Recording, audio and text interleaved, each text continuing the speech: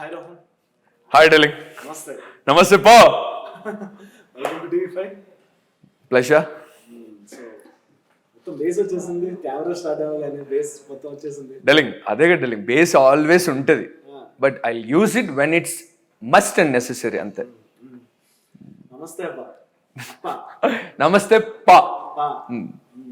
అప్ప అంటారు, పా అంటారు. అప్ప అంటారు, పా. అప్ప ఇప్పుడు అబ్బా బా అట్లా అప్ప అనేది పానక కట్ చేస్తాం. అది జస్ట్ నేను సెల్యూటేషన్ ఇవ్వాలి డార్లింగ్, అది రాయలసీమ స్లాంగ్లో ఉండాలా, రాయలసీమ సౌండింగ్ ఉండాలా. సో సెల్యూటేషన్ ఇన్ రాయలసీమ సౌండింగ్, నమస్తే పా. So that's how it has evolved.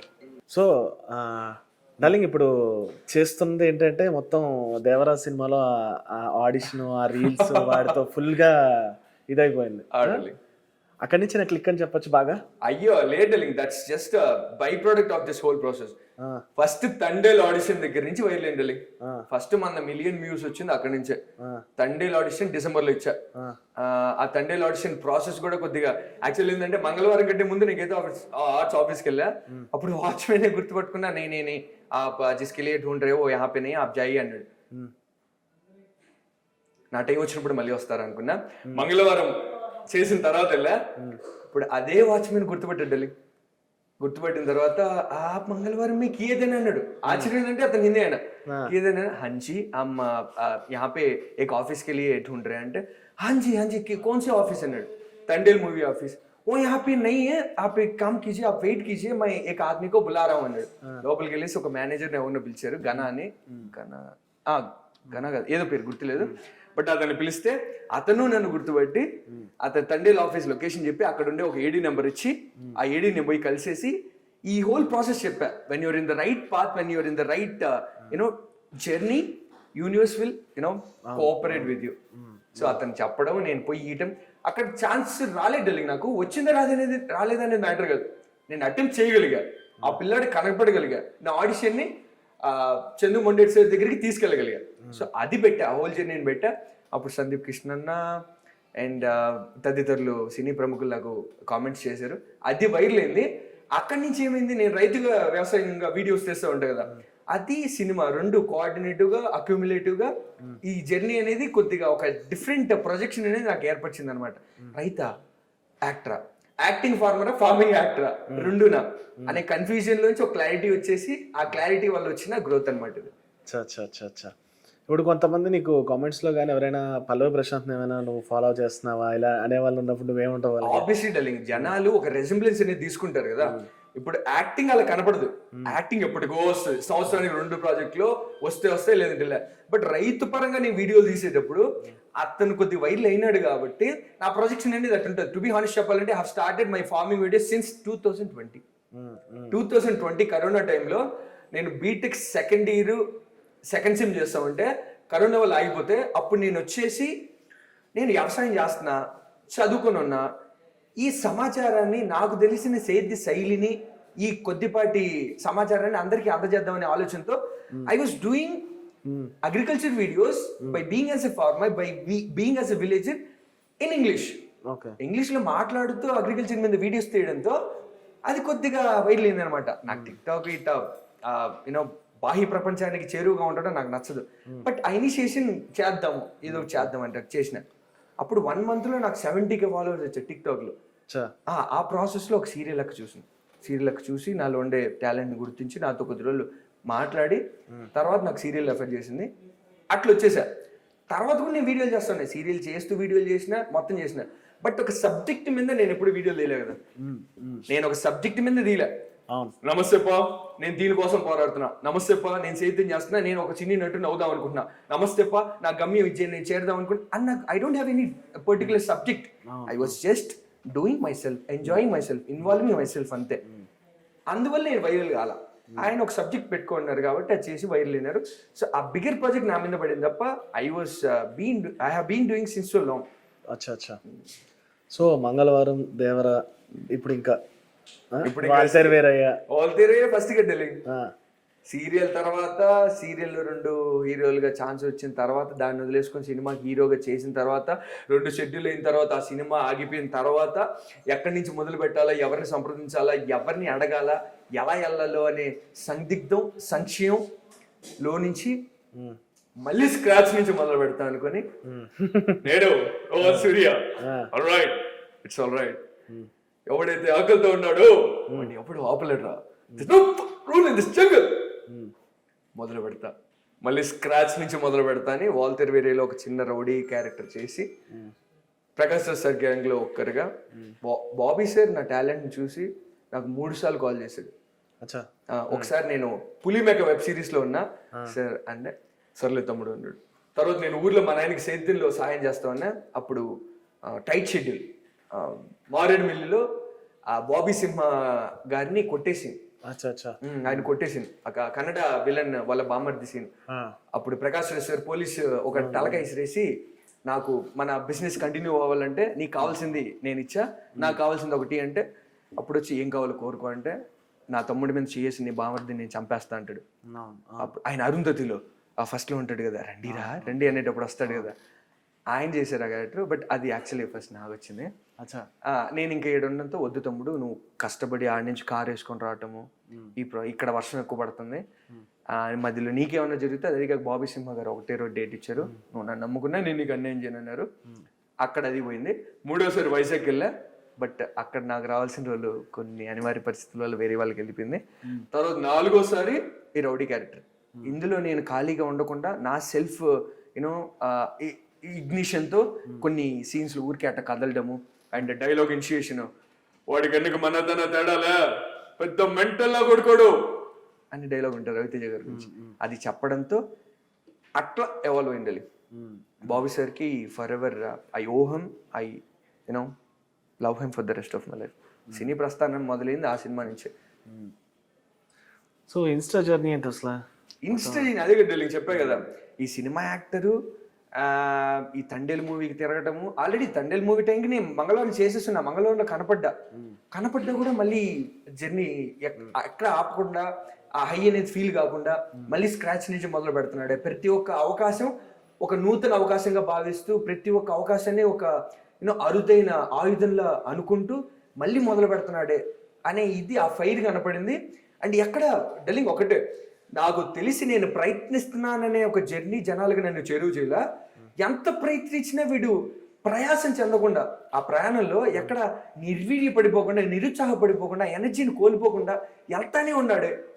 సీరియల్లో ఒక మంచి హీరోగా చేసానా ఆగిపోయిందా, మళ్ళీ వాల్తెర్ వేరేలో రౌడీగా చేశా. కామెడీ చెప్పనా, నేను సీరియల్ చేసేటప్పుడు మా నాన్నకి 2 సర్వెంట్లు నాకు ఒక సర్వెంట్. రోల్ గురించి చెప్తున్నా. అప్పుడు మా నాన్నకి సర్వెంట్గా చేసే ఒక ఆయన నన్ను సార్ అని పిలిచారు. అన్న వయసులో పెద్దోళ్ళు, అనుభవంలో కూడా మీరు అనుభవకులు, మీకు అనుభవం ఎక్కువ, సార్ అనగాకుండా రోహన్ అని పిలిచాను చాలని. సార్ అనగా వాల్తెర్ వేరేలో అదే అతను వచ్చి తమ్ముడు నన్ను గుర్తుపట్టావా అన్నాడు. అప్పుడే అదే చెప్పా, తమ్ముడు అన్నదండి నా పేరు పెట్టి పిలిచాను చాలని. నాకు లేటలింగ్ నాకు ఎప్పుడు ఈ ప్రయాణంలో సినిమా అనే ఒక విషయం వచ్చినప్పుడు దీంట్లో పెద్దలు చిన్నోళ్ళు లేరు, పై స్థాయి కింద స్థాయి లేదు, చిన్న పాత్ర పెద్ద పాత్ర లేవు.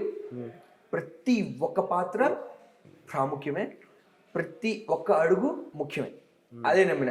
లేదు అన్నారని డౌన్ ఫాల్ కావడం అది ఆబ్వియస్లీ ఈ జర్నీని లవ్ చేస్తూ వచ్చినాడు. అది ఇప్పుడు ఈ వీడియోస్ చూసి ఎవరైనా కింద కామెంట్స్ అన్నారు కదా, ఇప్పుడు సందీప్ కిషన్ గారు ఇలా ఎవరెవరు అప్రోచ్ అయ్యారు? అంటే approach in the sense at least అవి నీకు బూస్టప్ ఇచ్చే బూస్టప్ ధనరాజ్ అన్న కాల్ చేశారు.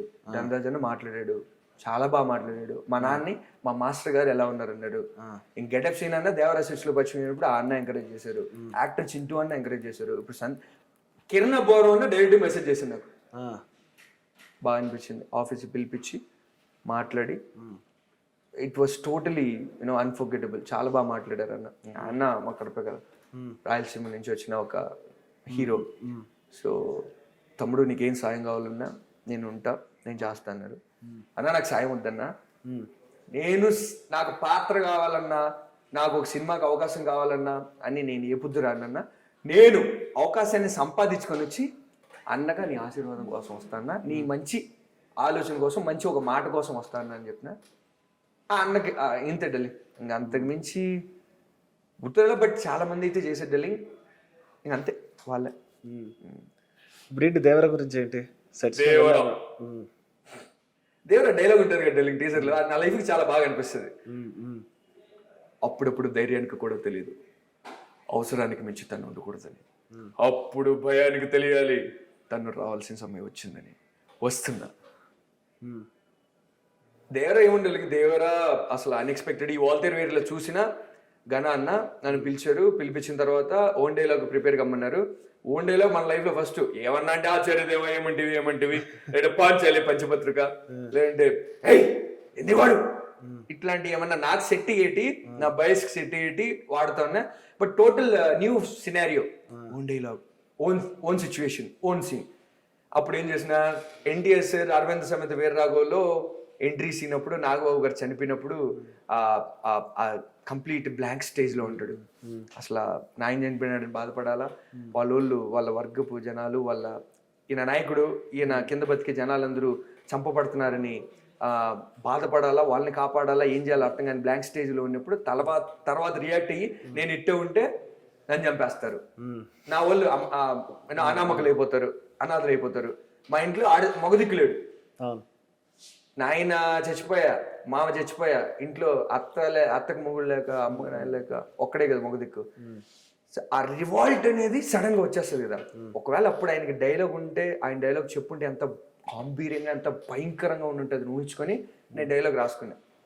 అది మా మా మా పక్కన జరిగినట్టే కదా ఇండియా, బసిరెడ్డి, నారపరెడ్డి, ఇవన్నీ.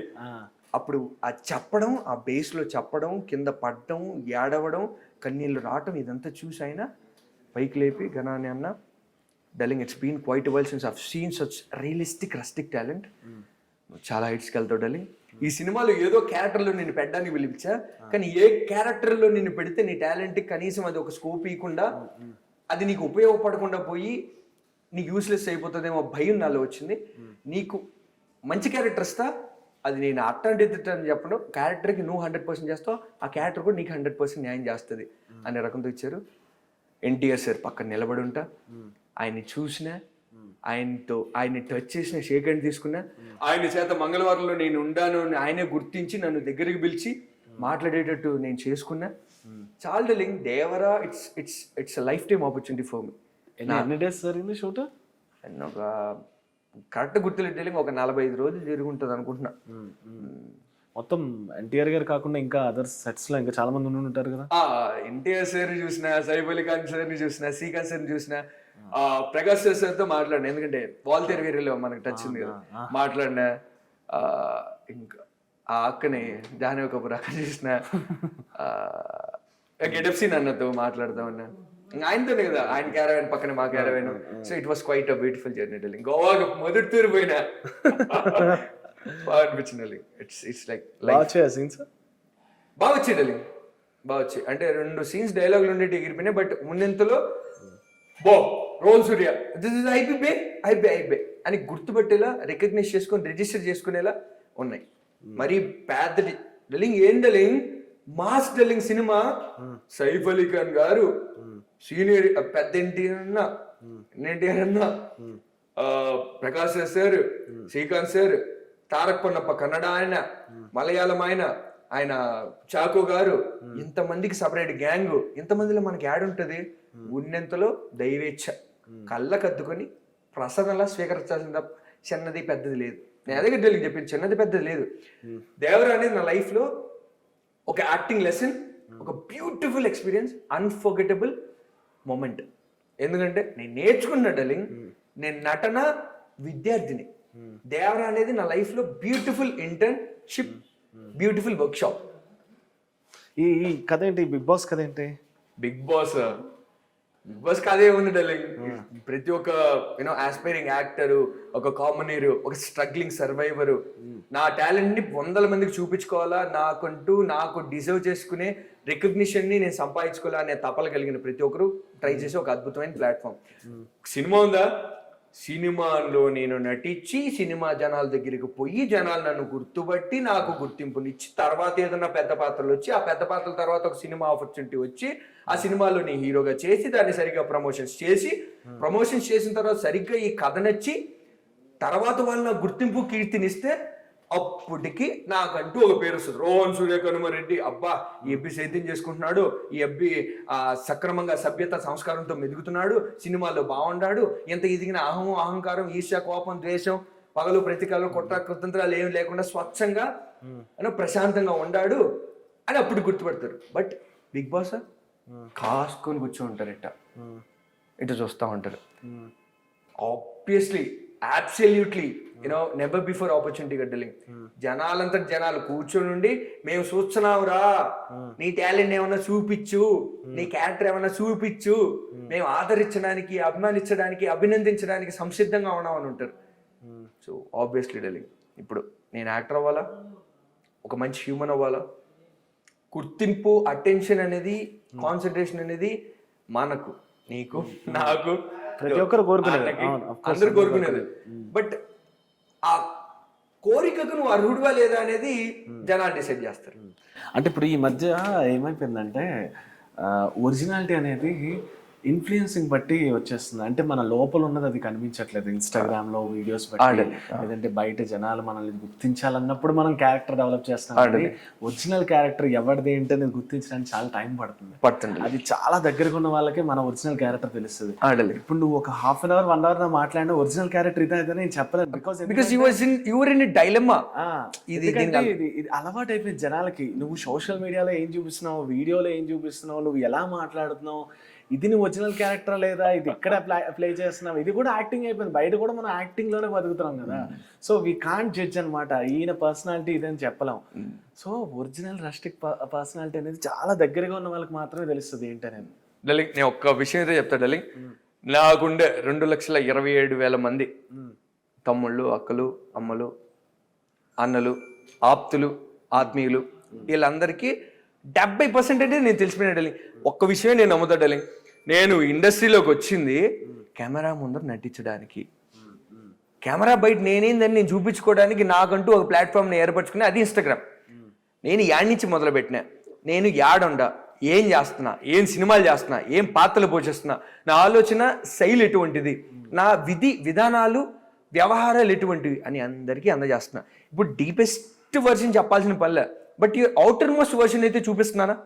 ఇప్పుడు అంతకంటే నేను ఏంది డలింగ్, ఒకటి నేను గమ్మన కొట్టు సప్పుడు కాకుండా ఊర్లో వ్యవసాయం చేసుకుంటున్నానా, యాడుండా ఒక నేను అంతకంటే చూపించేది ఏముంటా డలింగ్, కాళ్ళకు మట్టి, వేసుకున్న కొట్లో కర్రలో, ఒళ్ళంతా చెమట, సేద్యం చేసుకుంటా ఉంటిని, కడప స్లాంగ్లో నా రాయలసీమ సౌండింగ్లో మాట్లాడి తిని, ఇంకా అంతకంటే నేను ఏం చూపించుకోగలుగుతా. నా ఊర్లో నా జీవితం అదే. రెండోది, సినిమా ఇండస్ట్రీకి వచ్చి క్యారవాన్లో ఉంటిని, అయినప్పుడు సీన్స్ చేసుకుంటుని నటిస్తుని, కానప్పుడు ఊరికే వచ్చి ఆడ సేద తీరుతా, అన్నం తిని అన్ని చేసింది. ఇది చూపించినానా? Where am I hiding? Where am I, portraying something which is not me? Where I'm pretending to be someone else which is not me? ఆ క్లారిటీ నాకే ఉండాలా. నీకు అర్థమైందా డెలింగ్? నీ జనాల కోసం రెండోది, జనాలు సెకండరీ. ఫస్ట్ థింగ్ ఏంటంటే నాకంటూ ఒక క్లారిటీ ఉండాలా. నేను మెట్టుగా ఎదిగిన తర్వాత నేను ఎక్కడి నుంచి వచ్చా, ఇప్పుడు ఆ పొరపాటున నేను ఎవడైనా కష్టపడడానికి వస్తాడా? యాక్టర్ అనేది మంచి యాక్టర్ అన్న అవుతా, ప్రకాష్ సార్ లాగా, సుబ్బరాజ్ సార్ లాగా, విజయ్ సేతుపతి గారి లాగా, ఫాజిల్ లాగా, లేదంటే ఒక మంచి హీరో అన్న అవుతా, డీసెంట్ ఒక కిరణ్ అబ్బవరం అన్నలాగా, లేదంటే ఇంకొకరిలాగా. మరి చిరంజీవి సార్, ఎన్టీఆర్ సార్, ఇది పరాకాష్ట. బట్ ఆ మాధ్యంలో నా స్థాయి ఎంత, నా శక్తి సామర్థ్యం ఎంత, నా సత్తా ఎంత అనే దాన్ని బట్టి నేను ఒక క్యారెక్టర్ని బాగా పోషించగలుగుతా అనే దాన్ని బట్టి ఒక స్థాయికి వెళ్తా. అక్కడికి వెళ్ళిన తర్వాత నేను యాడ్ నుంచి వచ్చిన డలింగ్, నెగిటివ్ ఎమోషన్స్ జనరేట్ అవుతాయి డలింగ్, ఖచ్చితంగా జనరేట్ అవుతాయి. ఆ జనరేట్ అయినప్పుడు లోపల ఇన్నర్ సెల్ఫ్ దాన్ని కంట్రోల్ చేయగలగాలి. ఆ రెసిస్టెన్స్ని నేను పెంచుకుంటున్నా. నేను యాడ్ నుంచి వచ్చిన నాకు నేను గుర్తు చేసుకుంటున్నా, మా నాయన నేను ఇంత కష్టాలు పడి పైకి వచ్చినాము, మా అమ్మ కోవిడ్లో ఉండదు, నేను ఇంత కష్టపడతా, ఒక్కొక్క సినిమాకు ఒక్కొక్క కథ ఏర్పరచుకున్నా, తర్వాత ఇటు నేను పోషించిన నా జర్నీ నాకు గుర్తుండేటట్టు ఒక బుక్ లాగా నేను చేసుకుంటున్నా, ఇది ఒక జర్నల్ లాగా. సో తర్వాత ఫ్యూచర్లో ఎప్పుడన్నా నా లోపల నెగిటివ్ ఎమోషన్స్ జనరేట్ అయినప్పుడు నాకే గుర్తు చేస్తుంది కదా, నువ్వు యాడ్ నుంచి వచ్చినవరా, ఇప్పుడు యాడ్ అండి. ఇప్పుడు రోహన్ బ్యాక్గ్రౌండ్ ఏంటి అసలు, ఏంటి బ్యాక్గ్రౌండ్ ఏముండాలి? నాన్న బిఎడ్ ఎంఏ ఇంగ్లీష్ లిటరేచర్, తర్వాత ప్రైవేట్ సెక్టర్లో చేస్తారు, రిటైర్డ్ అవ్వలా, ప్రైవేట్ సెక్టర్లో ఆయన సింక్రైజ్ కాలేకపోయినాడు. ఇప్పుడు ఎట్లా నడుస్తుంది నీకే తెలిసింది. చదువు చెప్పేవాడికి కాదు విలువ, ఎన్ని అడ్మిషన్స్ తెస్తున్నాడు అనేది విలువ, ఎంత బిజినెస్ జనరేట్ చేస్తున్నాడు అనేది విలువ, ఎంత ప్రమోట్ చేస్తున్నాడు అనేది విలువ. నేను టీచర్ని, నేను బిఎడ్ ఎంఏ ఇంగ్లీష్ లిటరేచర్ చేసిన దేనికి? బిజినెస్ చేసేదానికా, ప్రమోషన్ చేసేదానికా, నాకుండే దాంట్లో నా సర్కిల్లో జనరేట్ చేసేదానికా? నేను చదువు చెప్తా, ఆ చదువుకి గుర్తింపు లేనప్పుడు వెళ్ళిపోతా అనే డెసిషన్ తీసుకొని ఆయన he was to busy in to agriculture.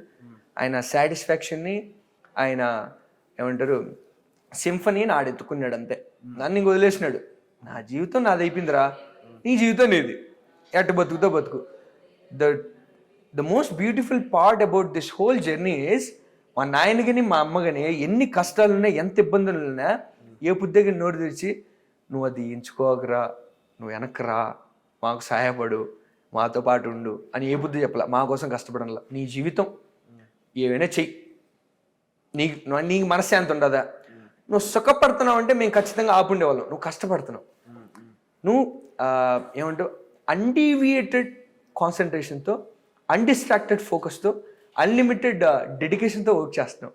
నీ కష్టం చూసి మాకే మనసు కష్టపడుతుంది. నువ్వు ఈ దాంట్లోంచి మేము వెనక్కి రమ్మను. నీ ఎంత కష్టపడతావు కష్టపడు, సక్సెస్ అయితే ఓకే, లేదన్నప్పుడు వచ్చి మేము చూసుకుంటాం అనే ధైర్యం ఇచ్చాను నాకు. వాళ్ళు నా లైఫ్లో అమ్మో ఏమన్నా చేయాలి తెలియదు. వాళ్ళు మదర్ ఏం చేస్తారు? మా అమ్మ కువైట్లో ఉంటుంది తెలియదు, అక్కడ ఉంటున్నారు. ఒక చిన్న ఫైనాన్షియల్ క్రైసిస్ వల్ల వెళ్ళినారు. But ya I will get them back. Goat Life అని ఒక సినిమా చూసావు నువ్వు? గోట్ లైఫా? అయ్యో, అది చూసినప్పుడు మా అమ్మాయి గుర్తొచ్చింది నాకు. అది చూసినప్పుడు మొత్తం మా అమ్మాయి గుర్తొచ్చింది నాకు. ఆ సిచ్యువేషన్స్ ఎవరు ఫేస్ చేయని వాళ్ళు కూడా ఆ సినిమా చూసిన తర్వాత ఒక 1 day నిజంగా నిద్రపోదు. నేనైతే నిద్రపోలే. బికాస్ ఒక మనిషికి ఇట్లాంటి టార్చర్ లో ఉంటే ఎలా ఉంటుందా అని నాకే నిద్రపట్టలేదు. అంటే మీ మదర్ సిచ్యువేషన్ నాకు తెలీదు. ఒక బయట ఒక సినానిమ్ ఉంటది కదా, ఇలా జరుగుతుంది ఇలా జరుగుతుంది అంటే ఆబ్వియస్లీ ఆ ప్రొజెక్షన్ ఉంటది కదా. మా అమ్మలో ఇవి పెట్టిందంటే ఎల్లిటెలింగ్ ఒక చిన్న అన్ఎక్స్పెక్టెడ్ ఫైనాన్షియల్ క్రైసిస్ వల్ల అమ్మ వెళ్ళారు. అన్న 2 ఎకరాలు అమ్మారు, క్లియర్ అయింది కొద్దిగా. బట్ అమ్మ mentally so strong, so stable, so you know competitive. ఆ స్పిరిట్ ఉంటుంది. నువ్వు చేసినావు. ఇప్పుడు వాడు చదువుకుంటున్నాడు, నేను పోయేసి ఎంతో కొంత నేను తీస్తాను వెళ్ళింది అనమాట. వెళ్ళిన తర్వాత ఇక్కడ ఎంత బాగా బతికి అక్కడ పోవడం obviously that's a disaster in each and everybody's life. No one in this world wants to get out of their native, their local, and get it to somewhere they are not at all local and struggle over there. So అమ్మాయిని కొద్ది రోజులు చాలా కష్టపడింది. కొంతమంది ఇళ్ళలో చేసిన తర్వాత అది ఇది అని. తర్వాత ఏమైంది, కరోనా టైం స్టార్ట్ అయింది. కరోనా స్టార్ట్ అయినప్పుడు ఒక్కొక్క రొట్టె తిని బతుకుతాదో ఏమైపోతుందో తెలియకుండా బతికిన రోజులు ఉన్నాయి అమ్మటి. భయంకరంగా అమ్మో టార్చర్ అనిపించింది. ఏడుండి మేము ఇబ్బంది పడతా, ఆడుండి అప్పుడు ఇంకా ఏమి నీకు తెలిసిందే కరోనా అంటే, ఏడుండే మనమే అత్తడాకుతలం అయిపోయినాం, అల్లకల్లోలం అయిపోయినాం. ఊరుగా నూరు, చోటుగా చోటు, నాని వాళ్ళు లేరు, తిండి తిప్పలు లేకుండా కష్టపడింది. అమ్మో అది కోట్ లైఫ్ చూసినప్పుడు అమ్మో నేను చూడడానికి భయపడినా ఫస్ట్. తర్వాత ఆయన పృథ్వీరాజ్ సార్ యాక్టింగ్ కోసం చూసిన, అది ఆబ్వియస్లీ నన్ను బాధ పెడుతుందని తెలుసు. It resonates the struggle that my mom has gone through first sure. But ఆయన యాక్టింగ్ అంటే నాకు చాలా ఇష్టం. దానికోసం చూసిన బాధపడినా బాగానే పర్లేదు డలింగ్. ఇప్పుడు నేను చెప్పేదే కదా, కష్టపడినానని ఏ పుద్దెగని బాధపడలే డలింగ్. ఎంత కష్టం వచ్చినా ఎదుర్కోవడానికి కావాల్సినటువంటి ఆత్మస్థైర్యం, బలం, శక్తి సామర్థ్యాలు, సత్తా దేవుడు నాకు ఇచ్చినట్టు సంతోషపడతానే వచ్చిన. అంతే చెప్పండి. ఖచ్చితంగా రివీల్ చేయాలా అంటే చెప్పాలనుకుంటే చెప్పు, నేను మామూలుగా అడుగుతున్నాను. 27 ఎప్పటి నుంచి స్టార్ట్ చేసావు? అంటే ఏదైనా చేద్దాం అనుకున్న ఫైర్ ఎప్పటి నుంచి స్టార్ట్ అయింది? డలింగ్ ఫైర్ ఎప్పుడు ఉండేది డలింగ్? అలా ఉంటుంది అంటే ఒక మెచ్యూరిటీ లెవెల్ వచ్చిన తర్వాత అది నాకు ఇంకా రాలా. మనం ఏం చేయాలని ఒక క్లారిటీ ఎప్పుడు వచ్చింది? ఎప్పుడు రాలా. ఏం చేయాలనే నాకు రాలా డలింగ్. ఏదో నేను చేద్దామని దేవుడు నన్ను ఈ మార్గం వైపు నడిపించినాడు. Darling I never dreamed of getting in to industry. It was never my dream or it was never my destiny that I thought of. ఏంది డలింగ్ ఇంజనీరింగ్ ఏంది, నేను చదవడం ఏంది, కరోనా రావడం ఏంది, నేను ఆపేయడం ఏంది, తర్వాత ఏంది టిక్టాక్ ఏంది, అగ్రికల్చర్ మీద వీడియోస్ చేయడం ఏంది, తర్వాత సీరియల్ ఎక్కడ చూడడం ఏంది, 2 బిల్లు రావడం ఏంది, నేను రావడం ఏంది, సీరియల్ ఆడిషన్ వేయడం ఏంది, సీరియల్లో నాకు మంచి పాత్ర రావడం ఏంది, తర్వాత సీరియల్లో నాకు నచ్చక నేను బయటికి రావడం ఏంది, సినిమాల్లోకి వెళ్ళాలనుకోవడం ఏంది, సినిమాల్లోకి నేను వెళ్ళలేకపోవడం ఏంది, సముద్రం లాంటి సినిమాలో నేను ఎరైతానో సొరైతానో బలైతానో తిమ్మింగలం అవుతానో నాకో తెలియదు, దూకాల అనుకుని దూకడం ఏంది, స్క్రాచ్ నుంచి వాల్తేర్ వేరేలో చిరంజీవి సార్ రావితేజ సార్తో నేను యాక్ట్ చేయడం ఏంది, వాళ్ళిద్దరు నా కళ్ళతో చూడడం ఏంది, మంగళవారంలో రెస్టారెంట్లో అజయ్ భూపతి సార్ కూర్చోవడం ఏంది, నేను పోయేది మాట్లాడడం ఏంది, నాకేంది రోల్ రావడం ఏంది, అది పాయల్ రాజ్పుట్ గారితో రొమాన్స్ చేయడం ఏంది, కాంబినేషన్ సీన్స్ చేయడం ఏంది, దేవరాలు ఎన్టీఆర్ సార్ ఏంది, నేనేంది ఆయన పక్కన నిలబడ్డం ఏంది, ఫ్రెండ్ క్యారెక్టర్గా చేయడం ఏంది, ఆయన ఏంది నన్ను చూసేది, మంగళవారం నేను నటించేది ఏంది, చూసేది ఏంది, గుర్తుపట్టడం ఏంది, అప్రిషియేట్ చేయడం ఏంది, నాది కానీ ఇండస్ట్రీలో, నాది కానీ భాషలో, తమిళ ఇండస్ట్రీలో నేనేంది పోవడం ఏంది, SK21 అమరం 100 కోట్ల సినిమా బడ్జెట్లో మెయిన్ క్యాస్ట్లో శివకార్తికేయన్ సారు, పల్లవి గారు, ఇంకా ముగ్గురు తర్వాత నా పేరు రావడం ఏంది. It was never my dream, it was never my destination అని నేను అనుకున్నా. బట్ వచ్చిన తర్వాత తగ్గేదేలే. నేను ఏది నిర్ణయించుకొని ఇది నా జర్నీ అనుకొని మొదలుపెట్టి ఉండాలి. నాకు దేవుడు ఇంత ఆ జర్నీ చూడాలి as if it was destined for me. ఇప్పుడు ఆబ్వియస్లీ నువ్వు వెళ్ళాలి, ఏదో వేద్దాం అనుకో వచ్చుంటో, ఏదో నిరూపిద్దుకుందామని వచ్చుంటో, కానీ జీవితం నేను ఇట్లా మలిచింది. యు ఆర్ డెస్టిన్ ఫర్ దిస్ అనే నమ్మకం వచ్చినప్పుడు దీంట్లోనే ఎంతైనా చేయాలా, ఎంతకైనా తెగించాలా, ఏం చేసినా మళ్ళీ నిరూపించుకోవాలా అనే ఫైర్ వస్తుందా. ఆ ఫైర్ నాకు వచ్చిండాలి. ఇంక వెనక్కిపోవడాలు లేవు. మా ఆంటీ ఏమైతే డెలింగ్, దేవుడు నాకు 4 ఎకరాలు 5 ఎకరాలు పొలం ఇచ్చాడు, సేద్యం చేసుకుంటా, అది ఇప్పుడు చేస్తూనే ఉండ కదా. లేకుంటే సినిమా ఇండస్ట్రీలో కొడతా, నా వల్ల అయినంత, నాకు తగినంత, నాకు ఓపిక ఉన్నంత, నేను అలసట పొందనంత వరకు కొడతా ఉండేది. ఎన్ని జరిగినా తగ్గండాలి. నాలో ఈ ఫైర్ తగ్గదు. తప్పు చేస్తున్నావా, ఎవరన్నా మాయ చేస్తున్నావా, మోసం చేస్తున్నావా, ముంచేస్తున్నావా, మనల్ని నమ్ముకున్న నమ్మకం నిలబెడుతున్నాం, మన వల్ల ఇది చేస్తున్నాం, మనం ఏదైతే చేయాలని దేవుడు మనల్ని పుట్టించినాడో దానికోసం కష్టపడుతున్నాం. తగ్గేదిలే. ఇప్పుడు SK21 ఏంటి అసలు? SK21 డెలింగ్ అబ్బా అన్ఎక్స్పెక్టెడ్ డెలింగ్. సడన్ గా తమిళ ఇండస్ట్రీ నుంచి నాకు కాల్ వచ్చింది. కాల్ వచ్చి sir are you Rohan Surya, am I speaking to Rohan Surya? Yes you are. What can I do for you? Sir, we are calling from Raj Kamal International Production. Kamal Hassan sir, the production house. We are calling you for a role in SK21 Amaran sir, wherein Sivakarthikeyan sir is lead. తెరం పోయింది నాకు అసలు. కానీ కొద్దిగా buildup maintain చేయాలి కదా, stereotypical actor behaviour. Ya what can you do for you sir, ఇలా role అనుకుంటున్నాం sir, we felt that you would fit the best for the role that we are looking for. It's a Telugu sepoys role, it's ambush sequence sir, you will have the best part to play in it. When are the dates లోపల తన్నుకు వస్తుంది సంతోషం. ఏం డలింగ్ తమిళ ఇండస్ట్రీలో chance అంటే చాలా మంది suggest చేశారు, నీ లుక్స్ అన్ని తమిళ ఇండస్ట్రీకి సెట్ అయితే ట్రై చేయని. ఆ ముందు రోజు వేరే అంత మాండి అమర్సెట్ నాకు కాల్ వచ్చింది, just give me some time, I need to check with my Devara team about my dates and then I will get back to you. ఆ ఫోన్ పెట్టేసి నవ్వుకునే డలింగ్, సంతోషం కట్టలు నించుకొచ్చింది. తర్వాత కాల్ చేసి, ya I'm free in the dates that you're asking me for, so you know just you have me. నేను ఉన్నాను. తర్వాత sir you need to send us 1.5 minute audition video sir, just briefly describe about yourself in Tamil. ஆனால் கொஞ்சம் தமிழில் பேசணும் sir. இந்த Tamil role வந்து நீங்கள் తెలుగు పయ్యాదా, ஆனால் కొంచెం தமிழ் தெரிஞ்சுக்கணும் అన్నగానే అమ్మ ఈ తమిళ్ కోసం ఏం చేయాలి నేను అని చెప్పేసి, I will call you after 2 days because I'm tightly occupied. I call you after 2 days, is that okay with you అని చెప్పేసి ఆ 2 రోజుల్లో తమిళ సినిమాలన్నీ చూసి ఎంతో కొంత తమిళ్ నేర్చుకుని, తర్వాత బ్రీఫ్ ఇంట్రడక్షన్ ఏం చేయాలనేది ఒక తమిళాన్ని అడిగేసి ఆ ఫ్రేమ్ చేసుకుని సెంటెన్స్ తర్వాత చెప్పాడు డలింగ్ వేస్తో. అది యాక్చువల్లీ డైరెక్టర్ సార్కి తెలుగు వాళ్ళు 50 మంది ఆడిషన్ పంపించారు. ఇంకా ఈ కాస్టింగ్ ద్వారా ఇట్లా 50 మంది. ఆ 50 మందిలో మనోడు ఏదో కొద్దిగా రస్టిక్లీ స్టైలిష్గా ఉన్నాడే, రస్టిక్లీ చూస్తేనే కొంచెం మోడర్న్ తెలుస్తుంది, బట్ ఏదో స్టైల్ లాగుండదు ఈ మనిషిలో అనుకొని పిలిపించి నాకు రోల్ ఇచ్చినాడు. లైఫ్లో ఫస్ట్ టైం ఫ్లైట్ ఎక్కిన అనుకోనిగానే అనుకోలే, అంటే ఎక్కలేనేమో అని కాదు, ఎక్కాల్సిన అవసరం వస్తుందేమో అని అనుకోలే.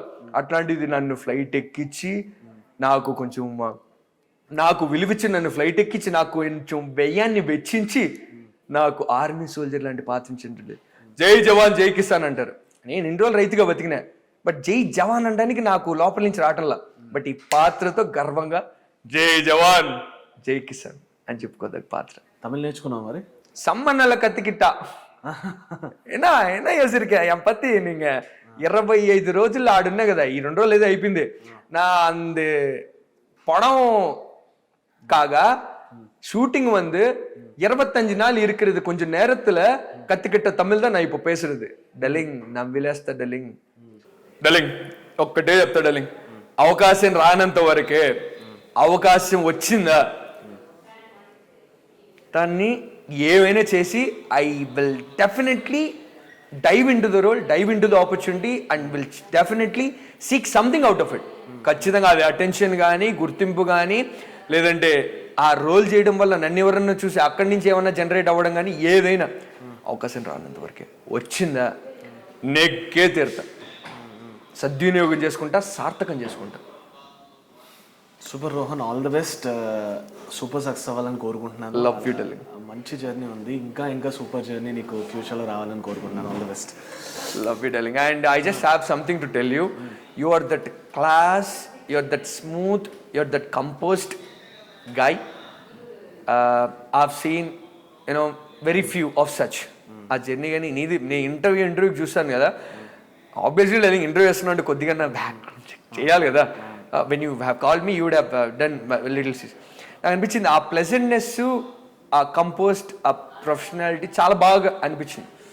And I really wish you reach so heights.